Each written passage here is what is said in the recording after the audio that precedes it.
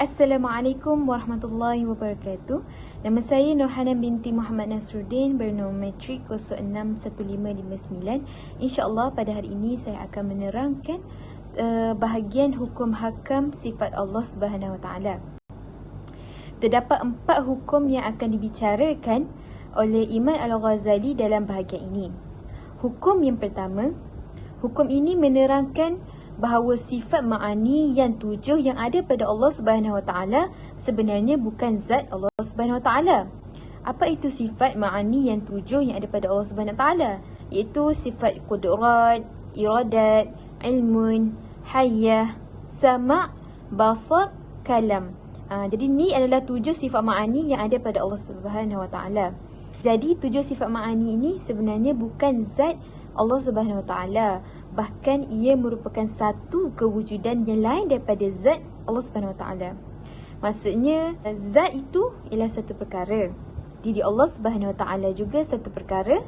Sifat pun satu perkara yang lain. Jadi tiga-tiga ni semua itu tidak sama. Jadi apa maksud satu kewujudan yang lain daripada zat?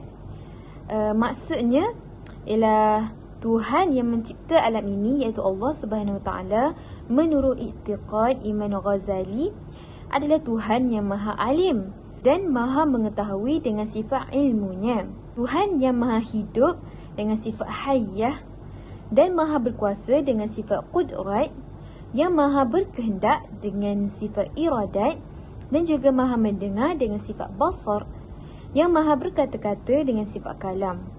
Jadi semua tu sifat ada 7. Jadi nak kata sifat dengan zat ini adalah suatu perkara yang berbeza, bukannya satu perkara yang sama. Seterusnya, hukum pertama ini adalah hukum yang berkaitan dengan Allah Subhanahu Wa Taala, bahawa kita yakini sifat-sifat yang 7 ini ada pada zat Allah Subhanahu Wa Taala dan dia bukannya diri zat. Jadi maksudnya sifat dengan zat ini satu perkara yang berbeza-beza. Tetapi sifat ini dia tak boleh ada bersendirian. Dia mesti ada pada zat Allah Subhanahu Wa Taala.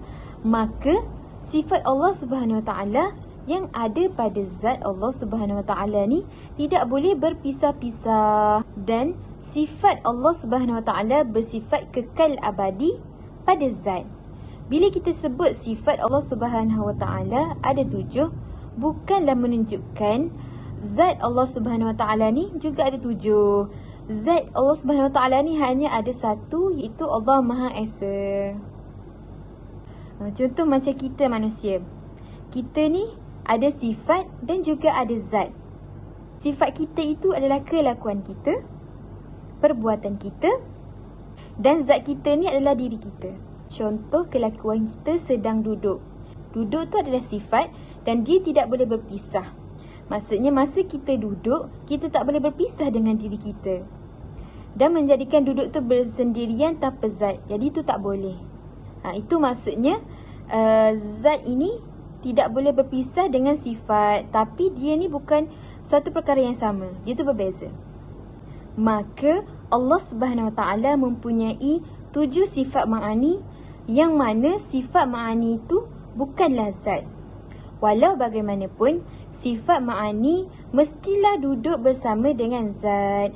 Dia tak boleh berasingan dengan zat. Maka dengan ini tidak timbullah maksud yang dikatakan zat Allah ini berbilang-bilang, kerana sifat ini bukanlah zat. Namun dalam perbahasan berkaitan dengan sifat Allah ini, ahli Mu'tazilah tidak bersependapat dengan ahli sunnah wal jamaah.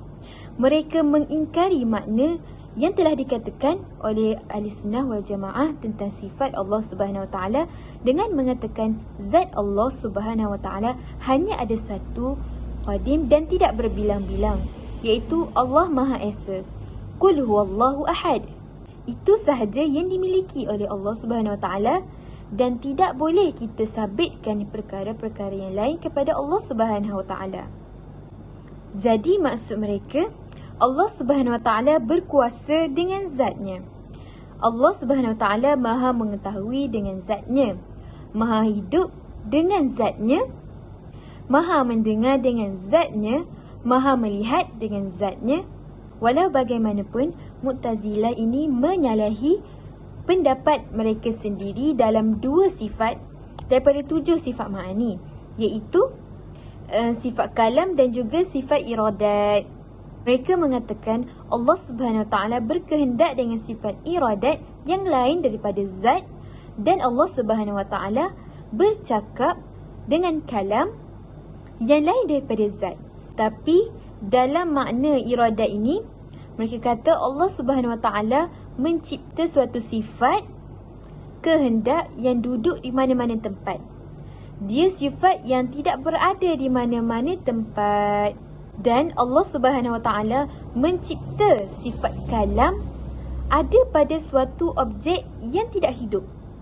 Contohnya di pokok atau di batu ke, mana-mana objek yang tidak hidup, Allah cipta sifat kalam ni dan letak dia dalam objek yang tidak hidup.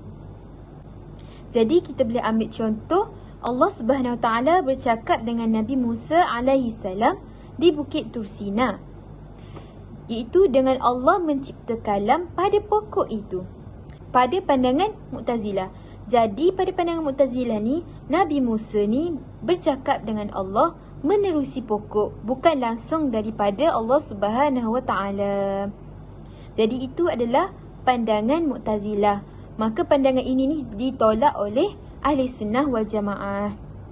Jadi itu sahaja daripada saya. Sekian, terima kasih.